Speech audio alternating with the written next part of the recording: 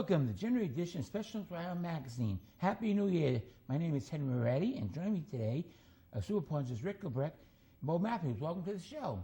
Thank you, Henry. And our first show of 2020. It's nice to have you. Happy New Year to you. You too.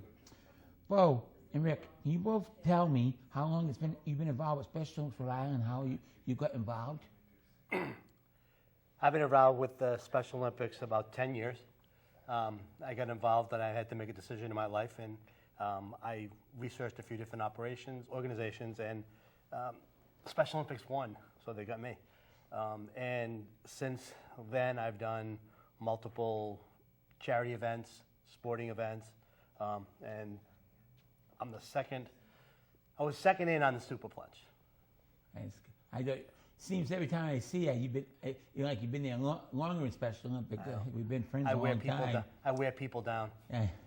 Not me. How long have you been in Special Olympics? I've been involved with Special Olympics for approximately 15 years. Started off as a member of the Law Enforcement Torch Run Committee. I co-chaired the Woonsocket leg from Woonsocket Police Station to the State House. From there, I became a coach for a few years with the North Stars organization. And approximately 4 years ago, I became the head coach of a new organization with the Special Olympics, the Rhodey Rangers. So I'm about 15 years in. That is great. Rick, where and when is Super Plunge taking place this year? Super Plunge 2020 will be taking place March 21st and 22nd. It's a 24-hour event down at Salty Bryan Beach in Narragansett, located right behind Georges of Galilee. And last year, nice weather. I hope it's nice weather this year. What's your definition of nice weather? It was a little bit warmer than it's been lately. Okay. Yeah. That's because you're wearing jackets.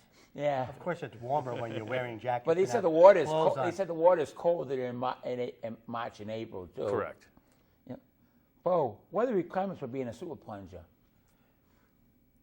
The requirements for being a super plunger is, we've actually been working on that as a group because we want to try to get away from the fact of people accepting this as a physical challenge. We're looking for true diehard individuals, male, female athletes, who embrace the whole idea of what it is to be an Olympian, a Special Olympian, an athlete, or a part of this organization. So we look for more than just the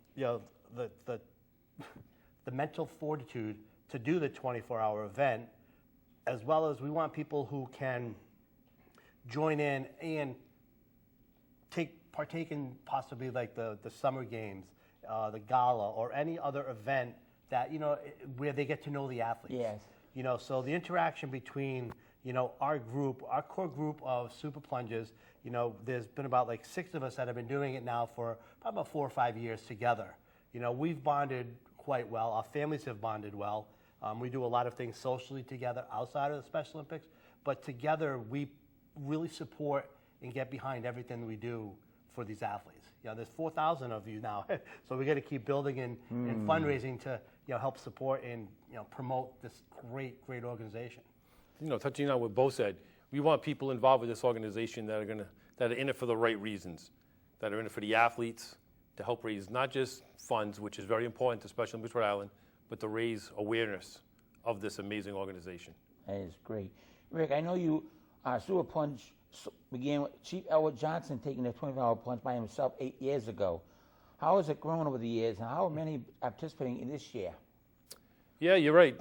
Chief Elwood Johnson started this wonderful thing that we do once a year by himself, like you said. He did it at Guided Park. I remember that. In a trailer at 3, 4, 5 in the morning. Nobody was there. I was there at 8 o'clock. I believe he said he found times he was just sitting there talking to himself. Yep. But it's evolved. And a quote that Elwood uses all the time is that this event is a living, breathing event.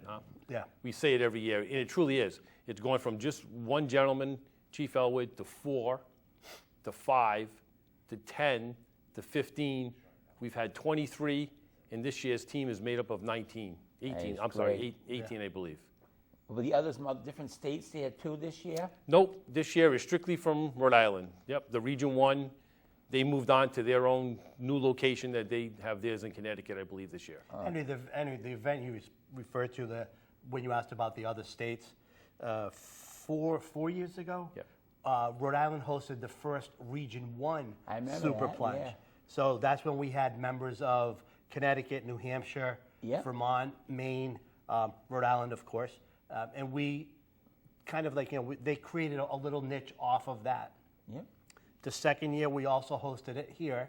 And the third year, which was last year, Connecticut hosted the first one. And Chief Bill Zeal of the Foster Police Department, he actually went and he did the 24 hours down in Connecticut. Rick and I went and did a couple with them, and that was warm.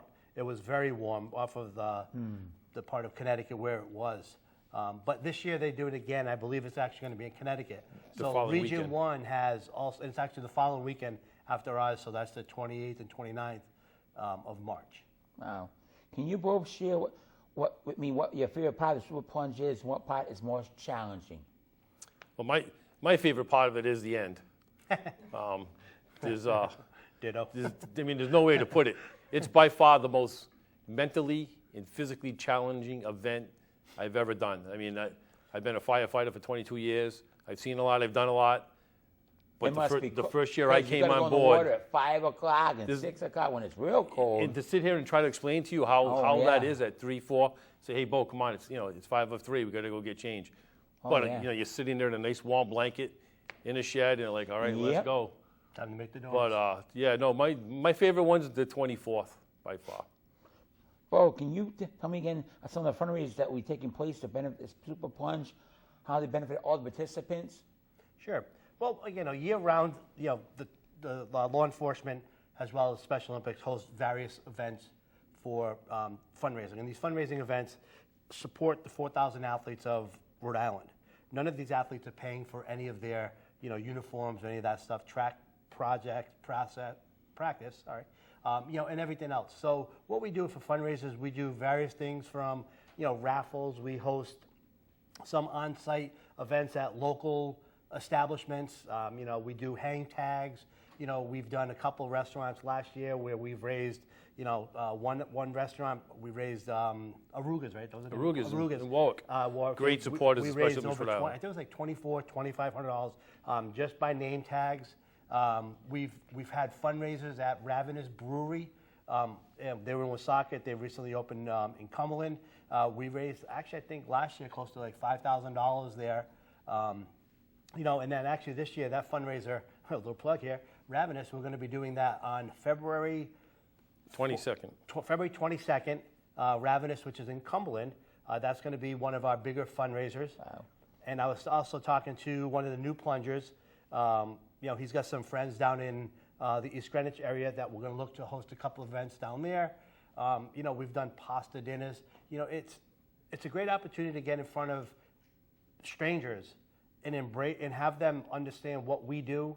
We show videos. We have clips of over the years of what we've done. The athletes come. We have we have a couple of the Special Olympians who are participating in the event. Our team captain Michael Bullock.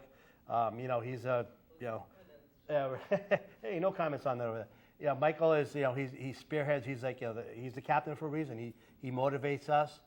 He comes to the he goes out to does the fundraising. And we also have an honorary member, Michael Walter, who comes and he does plunges during the day. And comes back and does the end final plunge with us. But again, overall, I think that the various ways we raise money and funds is kind of coincides with the awareness. So even though we're promoting and selling hang tags, or we're pushing like a raffle, a live or a silent auction, the underlying basis of that whole thing are these 4,000 athletes in the state. Rick, how can people in our community, including us athletes, help support the Super Plunge? Help support the Super Plunge. Well, there's lots of ways. One is financially, through our first giving page that's set up. The second way is by being there. I know you've come to the beach. All the athletes come to the beach. Like Bo said, our captain is an athlete. He comes to the beach. Yep. Michael Walters, our honorary plunger, he comes to the beach. We do our final plunge with the Arctic athletes. It's a group of athletes who take that plunge with us, and that's what means a lot to us. Is granted we're there for 24 hours, but if if an athlete comes down and says, hey, you mind if we take a dip with you guys at 4 o'clock in the afternoon? Yeah, no problem. We look forward to it. That's our high point. We go in there, and that's where the support comes from. My brother-in-law joins you guys on when he does when you do your last. The last one? Yeah. So He when said, can "I'm we gonna count go in on the-" you? What time are you going to plunge this year with us? I'm gonna watch him go in the We water. can push you in. Well, we got support. And you. Bo, if anybody has questions about Super Plunge, should they contact? Well, again, if they, depending on the individuals, Rick mentioned our first giving page. All of the super plunges will have our own, super plunge first giving page, and it's your first name at super plunge, and we have an online location.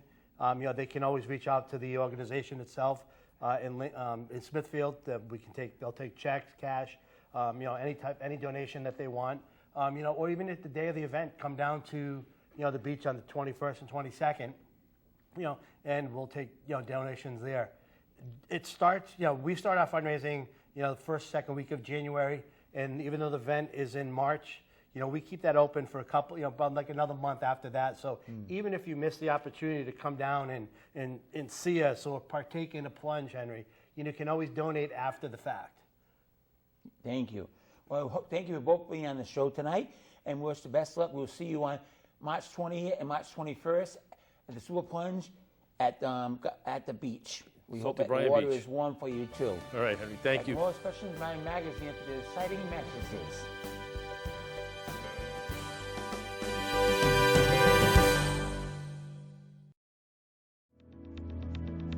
Anticipation, dedication, competition, sheer joy.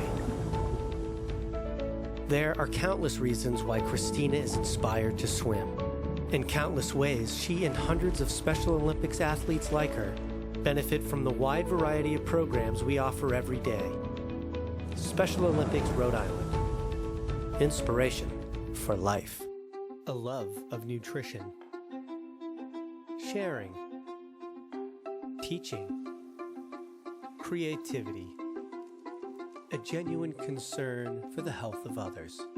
Many things inspire Megan to be a nutritionist for her fellow Special Olympics athletes. It's just one way she gives back to the organization that inspired her. Special Olympics Rhode Island. Inspiration for life. Welcome back to Special Olympics Rhode Island Magazine. Hi, I'm Mary Ellen Powers. Joining me now is Tracy Hartman, owner of Yawgoo Valley, and Patty Davis from the Special Olympics Rhode Island Ski Program. Welcome to the show. Thank you. It's a pleasure to have you. Thank you so much. You're welcome. Patty, when does the Special Olympics Rhode Island winter sports begin, and what sports are offered? Alpine skiing and snowboarding, and we start on the 14th of January. Okay. Tracy, can you tell me about the relationship that Yawgoo Valley has with Special Olympics Rhode Island and why it is important? Sure.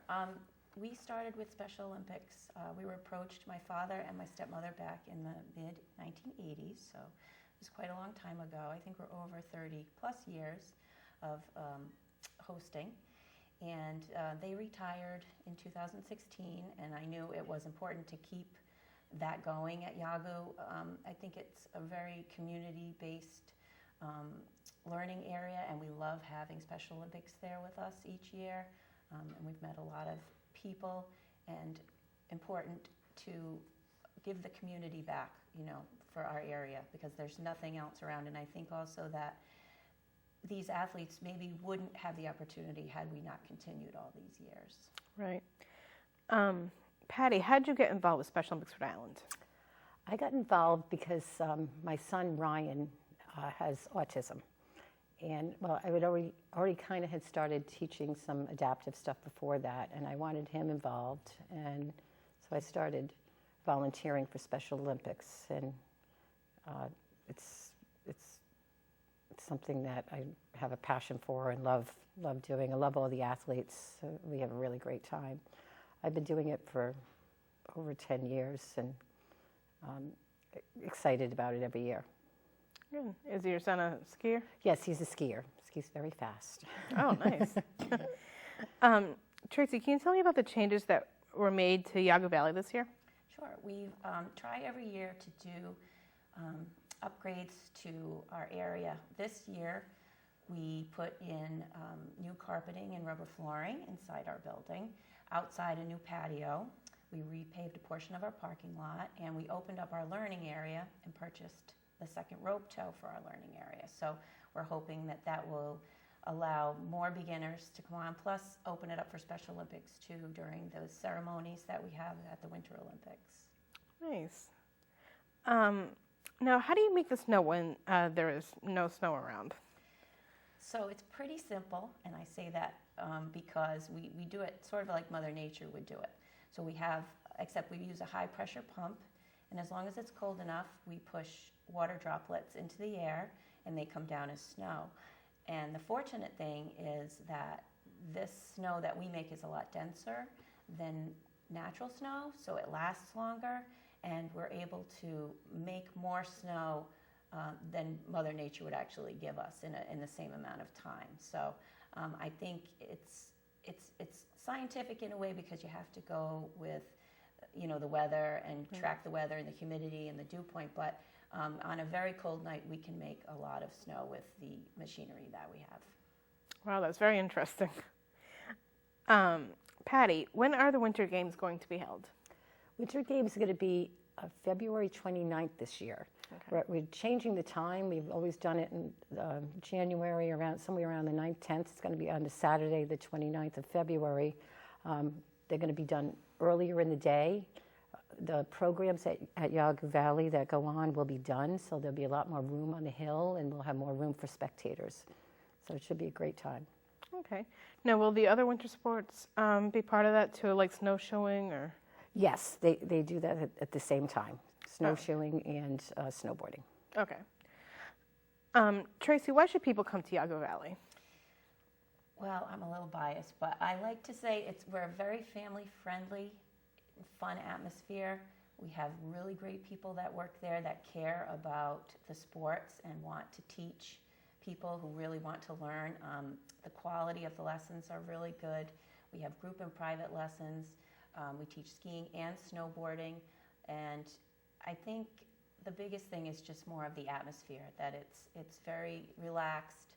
And then if you don't like to ski or snowboard, we also have snow tubing, which it takes no real skill, and you can buy an hour-long ticket, 50 minutes actually, and come for an hour or come for two, but you can kind of either make a day out of being at Yagu or just come for a quick visit. So, and plus it gets people outside in the winter, as long as you're dressed appropriately.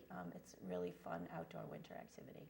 Nice. And I never realized about snow tubing. Like, I'm not much of a skier, and I don't really do any of the other winter sports. My winter sport is bowling, Yeah. but like I might try that sometime. It sounds fun. And we usually get open. We hope to open the ski area by the vacation week, the Christmas week. Tubing takes a little longer for us to get open because it takes so much snow. So we're hoping by the beginning to mid-January for the tubing park. Nice. Patty, if someone is interested in joining as an athlete or a volunteer, who should they contact? Well, they have to go through Special Olympics Rhode Island, but Mike Shepard is the head coach for for Special Olympics skiing, so they could contact him, Okay. and he would put them in the right direction on where to go. Okay. Well, thank you both very much for joining me. Thank you. Thanks. We'll be right back after these messages.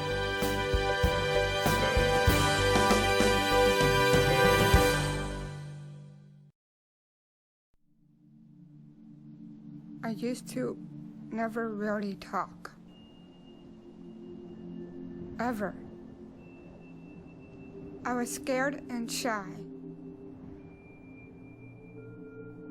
It was hard to look at people's faces. I was afraid if I said something wrong, everyone would laugh at me. But then I started to play golf with Special Olympics. I made friends and won lots of gold medals. But I learned more than just playing golf. Special Olympics helped me to find my voice.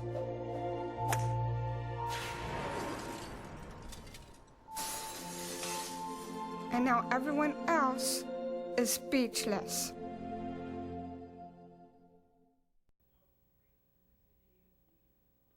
Welcome back to Special Olympics Rhode Island Magazine. My name is Michael Bullock. Joining me now are Ian Shepard and Megan Miller, members of the Special Olympics Rhode Island Board of Directors. Welcome to the show. Thank you for having us. Thank you for having me. Well, it's a pleasure to have you two on. Thank you. How long have you two been on the Board of Directors? Starting with you, Megan? Well, I've been on the board for, I was on the board for 6 years. Wow. Yeah. That's a real long time for you. Yeah, it was awesome. Yeah. And how about you, Ian? I've been on the board for 6 years also, and then my mom's been on it for like 13 years. Wow. So combined, you two have been on there for a real long time. Yeah. Yeah. So what is your role on the board, Megan? I'll start with you again. Well, what me and Ian did together was we would tell the board about different competitions that were coming up and where they would be and what time, but also we gave a lot of input on the athletes' behalf, and it was very important for us to share how we felt about different things and so on and so forth. And I definitely think our voices were heard, and I definitely think that we put a lot of good input into the board meetings. Yeah, and as we always like to say, it's always important for the athletes to have a voice, and you two certainly did on the board. Yeah. Yeah. What have you learned as a board member, Ian? How about you? What did you learn? Well, I learned, like at the meetings, like how our budget is doing for Special Olympics and our financing, our fundraising and stuff, and also the different events that are coming up that ends the meetings every time, and that was the fun thing about being on the board is how we're doing, and we have a pretty good budget going on right now with Special Olympics. Yeah. What did you learn, Megan, from being on the board? One thing I definitely learned is that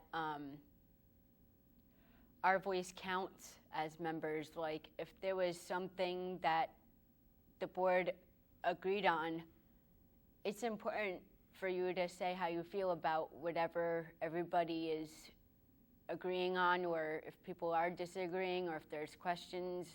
I think it's important to make sure your voice is heard and that people know how you feel, because there's no I in team, and with the board, you are a team and you all work together to get the decisions made that need to be made, so it's definitely important. Yeah, and especially with the athletes that are on the input council, and so it's important you get like feedback from them, and then you bring it to the board. Yeah, I really enjoyed when we had that meeting together with the board members and the athlete input council. I think that was very, very important. Yeah, that definitely is very important. What advice would you give to the new athlete members who will be replacing you on the board of directors in 2020? Well, the advice I would give you, congratulations, by the way, and to Allison is, if you have a question, no question is silly. If you have one, ask it. Don't be afraid to ask if you don't understand something. You're not going to understand everything. Some things might be difficult to hear and to talk about, but you have a right to say how you feel. And if you don't feel comfortable, you have a right to excuse yourself. And it's totally fine. Don't be nervous. You're there to be the voice for the athletes of Special Olympics Rhode Island, and you're representing, and it's a very important role, and it's very rewarding to be part of the board. Yeah, and what about you, Ian? What kind of advice would you give? The advice I would give to the two new members is, like, if they have a question for me, they could text it on my phone, or they can call me or something. And like what Megan says, you sometimes don't understand what's going on and stuff. So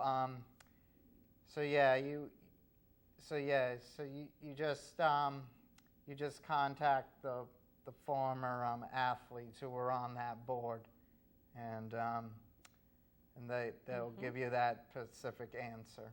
Yeah, and like I said, I I promise I'm going to make you too proud as being on the board. Me and Allison will definitely do a good job, and I definitely could take great advice from you, Megan, and you, Ian, as we get ready to Definitely, start yeah. our roles on the board of directors in 2020. And why are athlete leadership roles so important, Megan? Well, for me, I know some people who are nonverbal and some people who can't stand up for themselves. And how I feel is, if I don't say it, who will? That's the important thing, that we have to be the voice to represent our other athletes, and we have to take everybody's thoughts into consideration. You know, it's important to do so, and not many people can say that they're on a board or they're on an athlete input council, or that they do the things that us lucky people in Rhode Island get to do because of Special Olympics and because of everybody who works for Special Olympics around Denny and the staff and everybody. So. Yeah. What about you, Ian? Why do you think athlete leadership roles are important? For me, for athlete input, it's to have the athletes on the councils to give feedback to their teammates and their coaches, to see what's going on and what we could do better for Special Olympics.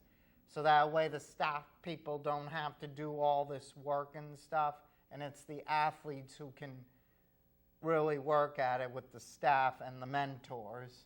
So I think that's what's really important to me, is giving feedback to athletes and your teammates. Yeah, and I'm definitely learning a lot from the two of you, and I can't wait to take this role. And I thank you two for coming on, and once again, thank you for being part of the athlete leadership on the board of directors for the past few years. Thank you, Thank you. Congratulations to you and Allison, and we can't wait to see what you do on the board, and we'll be here in case either of you need anything. So Thank you very much. thank you. Thank you. We'll be right back after these messages.